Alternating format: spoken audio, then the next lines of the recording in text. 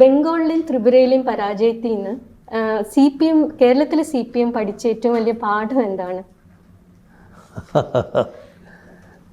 അല്ല, പൊതുവിൽ ഇന്ത്യയിലെ പാർട്ടി തന്നെ അതുമായി ബന്ധപ്പെട്ടുള്ള കാര്യങ്ങൾ വിലയിരുത്തിയിരുന്നു. അതുമായി ബന്ധപ്പെട്ട് നേരത്തെ ഞങ്ങൾ വിലയിരുത്തിയ കാര്യങ്ങൾ കേരളത്തിലും റിപ്പോർട്ട് ചെയ്യപ്പെട്ടിട്ടുണ്ട്. അതിൻ്റെ ഭാഗമായുള്ള കാര്യങ്ങളല്ലാതെ പ്രത്യേകമായ പഠനം കേരളം നടത്തിയിട്ടില്ല.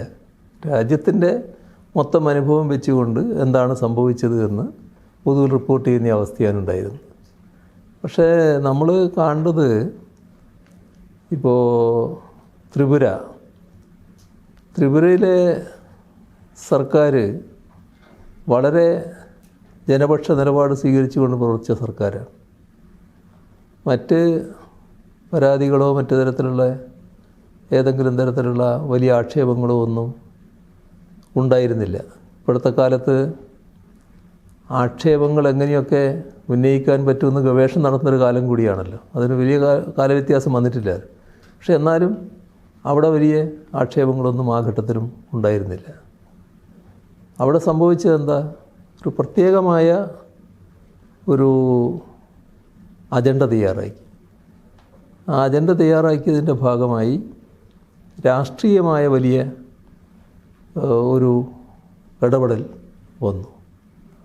അങ്ങനെ വന്നപ്പോൾ ആ ഗവൺമെൻറ്റിനെ താഴെ ഇറക്കുന്ന നിലയാണ് വന്നത്. അതിൽ ജനങ്ങളുടെ ആകെ വികാരമാണെന്ന് പറയാൻ പറ്റില്ല. പക്ഷേ അവിടുത്തെ ചില പ്രത്യേക സാഹചര്യങ്ങൾ ഉപയോഗിച്ചുകൊണ്ട് അന്നത്തെ പ്രതിപക്ഷമായിരുന്ന കൂട്ടരെ ഒരു വലിയ തോതിൽ ഏകദേശം പൂർണ്ണമായിട്ട് തന്നെ BJPക്ക് അറുത്തി മാറ്റാൻ കഴിഞ്ഞപ്പോൾ അങ്ങനെ ഒരു നിലപാടിലേക്ക് പോയി. പിന്നെ കുറേ കാലമായി തുടർന്നൊരു ഗവൺമെൻറ് എന്നൊരു പ്രത്യേകതയുണ്ടായിരുന്നു. ആ മാറ്റം വന്നതോടുകൂടി പിന്നീട് നമ്മൾ കാണുന്നത് സാധാരണ ജനാധിപത്യ വ്യവസ്ഥ തന്നെ ഇല്ലാതാകുന്നു എന്നുള്ളതാണ്. ഇവിടങ്ങളിലൊക്കെ കാണാൻ കഴിയുന്നൊരു പ്രത്യേകത അതാണ്.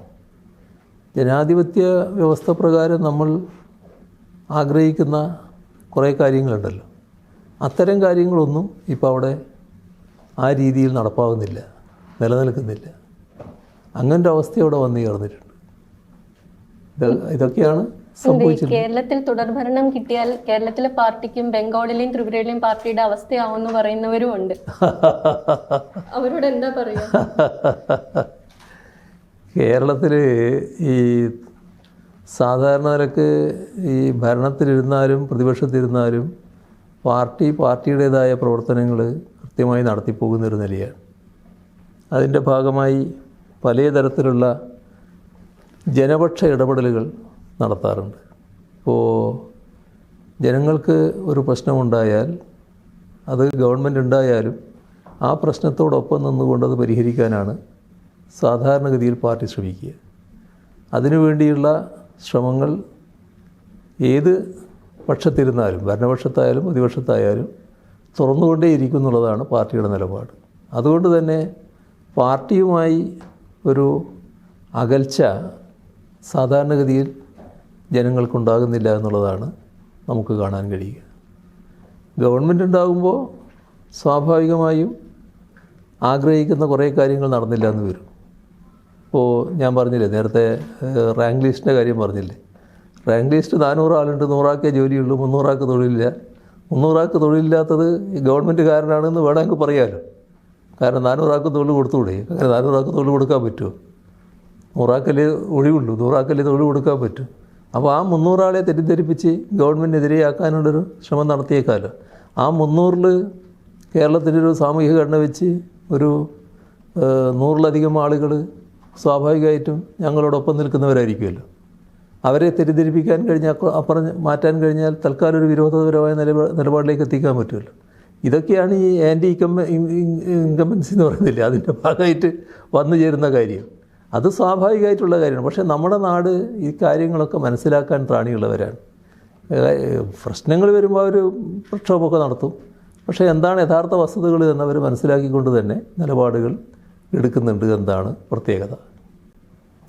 ഈ കഴിഞ്ഞൊരു 9 വർഷത്തെ കാലം എടുത്ത് നോക്കിയാൽ വേറെ ഒരു മുഖ്യമന്ത്രിയും ഫേസ് ചെയ്യാത്ത അത്ര പ്രതിസന്ധികളെ ഫേസ് ചെയ്ത ഒരാളാണ്. ഇപ്പോൾ പ്രളയമാണെങ്കിലും നിപ ആണെങ്കിലും കോവിഡ് ആണെങ്കിലും വയനാട് ദുരന്തമാണെങ്കിലും ഇതിലൊക്കെ ആസ് ആൻ അഡ്മിനിസ്ട്രേറ്റർ ഏറ്റവും വലിയ പ്രതിസന്ധിയായിട്ട് CM-ന് തോന്നിയത് ഏതാണ് ഇത്രയും വലിയ ഒരു ലോങ് ലിസ്റ്റിൽ?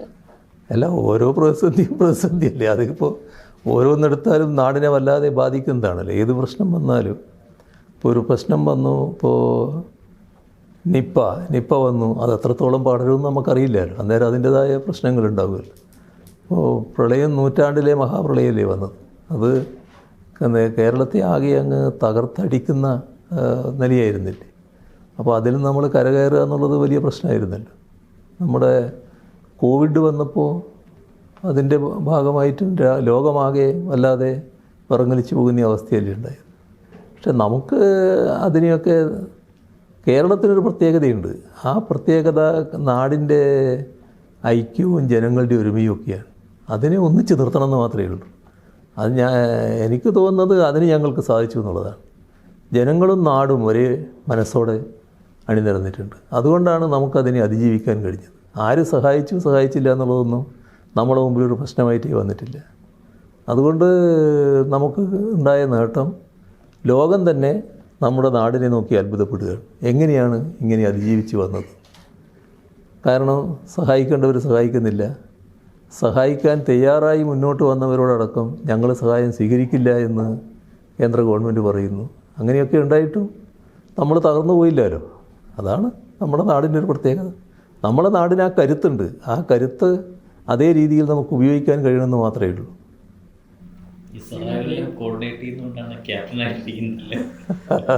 CM-നെ പറ്റി പൊതുവെ പറയുന്ന ഒരു ഏത് പ്രതിസന്ധി, ഏത് ക്രൈസിസ് വരുമ്പോഴും അതിലൊരു ഓപ്പർച്യൂണിറ്റി കാണുന്ന ഒരാളാണെന്ന് പറയാറുണ്ട്. അതങ്ങനെ തന്നെയാണോ? അതിനോടൊപ്പം തന്നെ ഒന്ന് ചോദിച്ചോട്ടെ, കഴിഞ്ഞ കുറേ വർഷമായിട്ട് അടുത്തിടയ്ക്ക് ഒഴിച്ച് പിണറായിയോടൊപ്പം കേൾക്കുന്ന ഒരു പേരാണ് കോടിയേരി. കോടിയേരി എന്ന് പറയുന്നത് പിണറായിയുടെ ഒരു പകുതി ഹൃദയമാണ്. അപ്പോൾ കഴിഞ്ഞ ഒരു 3 വർഷമായിട്ട് കോടിയേരി ഇല്ലാത്ത ഒരു ഭരണവും പാർട്ടിയുമാണ്. പിണറായി എന്ന സഖാവ് അതെങ്ങനെയാണ് കാണുന്നത്? തീർച്ചയായും അതൊരു വലിയ നഷ്ടമാണ്. അത് ഈ പറഞ്ഞ പോലെ ഒരു ശരീരത്തിൻ്റെ ഭാഗമായി എന്ന് കാണുന്ന തരം സഖാക്കളുണ്ട്. അതിലൊരാളാണ് സഖാവ് കോടിയേരി ബാലകൃഷ്ണൻ. വലിയ തോതിലുള്ള ആദ്യമേയുള്ള ബന്ധത്തിൻ്റെ ഭാഗമായിട്ട് തന്നെ ആ ബന്ധം വളരെ പ്രത്യേകതയുള്ളതായിരുന്നു. അത് പരസ്പര ചിന്തയിലടക്കം അത്തരം കാര്യങ്ങൾ സ്വാധീനിക്കാറുണ്ട് എന്നുള്ളത് വസ്തുതയാണ്. അതിൻ്റെതായ പ്രയാസങ്ങളുണ്ടാകും. പിന്നെ പ്രയാസങ്ങൾ ഏതുണ്ടായാലും നമ്മൾ അത് പരിഹരിച്ചു പോവുക എന്നുള്ളത് മാത്രമല്ലേ മാർഗമുള്ളൂ. അതാണ് ഇപ്പോൾ നടക്കുന്നത്. പൊതുവെ ഒന്നാം പിണറായി സർക്കാരിൻ്റെ അത്രയും പോരാ രണ്ടാം പിണറായി സർക്കാർ എന്നുള്ളൊരു അഭിപ്രായം ഇടയ്ക്ക് കേൾക്കാറുണ്ട്. ആസ് എ ടീം ലീഡർ CM-ൻ്റെ ഒരു അസസ്മെൻ്റ് എന്താണ്? എനിക്കങ്ങനെ ഒരു തോന്നലേ ഇല്ല. കാരണം അതൊക്കെ നമ്മുടെ ആദ്യഘട്ടത്തിൽ പ്രത്യേകിച്ച് നിങ്ങളെ സുഹൃത്തുക്കൾ, മാധ്യമ സുഹൃത്തുക്കൾ ഉണ്ടാക്കിയ ഒരു പ്രതീതിയാണ്. കാരണം ചില പ്രധാനികൾ നമ്മുടെ രംഗത്തുണ്ടായിരുന്നല്ലോ. ആ പ്രധാനികൾക്ക് പകരം ആവുമോ ഈ വരുന്നവർ എന്നൊരു സംശയം സ്വാഭാവികമായിട്ടുണ്ടാവും. പക്ഷേ നമ്മുടെ അനുഭവത്തിൽ എല്ലാവരും നല്ല പ്രവർത്തനമാണ് കാഴ്ചവെച്ചിട്ടുള്ളത്. ഞാൻ ആരുടെയും ഉദാഹരണം എടുത്ത് പറയുന്നില്ല എന്ന് മാത്രം. ഏതൊരു ആളെടുത്ത് പരിശോധിച്ചാലും നല്ല രീതിയിൽ പെർഫോം ചെയ്തിട്ടുണ്ടെന്നാണ് കാണാൻ പറ്റുക. ഒരു പ്രയാസവുമില്ലാതെ കാര്യങ്ങൾ മുന്നോട്ട് കൊണ്ടുപോകാൻ കഴിഞ്ഞിട്ടുണ്ട്. അത് നല്ല ടീമായിട്ടാണ് മുന്നോട്ട് പോകുന്നത്.